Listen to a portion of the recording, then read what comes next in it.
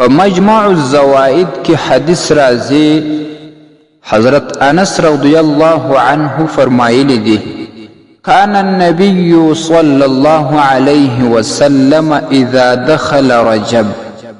چې کله به د رجب مبارک میاشت را داخله سوه نو محمد عربي صلى الله عليه وسلم با دا دعا ویل اللهم بارك لنا في رجب وشعبان وبلغنا رمضان یا الله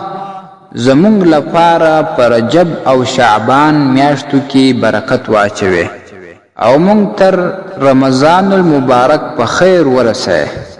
او دا دعا د محمد مصطفی صلی الله علیه وسلم خپل امت ته تعلیم دی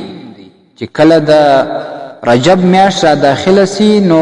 د محمد مصطفی علیه السلام امتیان به هم دا دعا وایي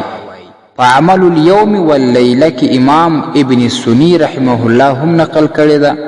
او دا شان په حلیة الاولیاء کې هم راځي او په المعجم الاوسط الدعاء د امام الطبراني په دې کې هم دا روایت نقل شوی دی.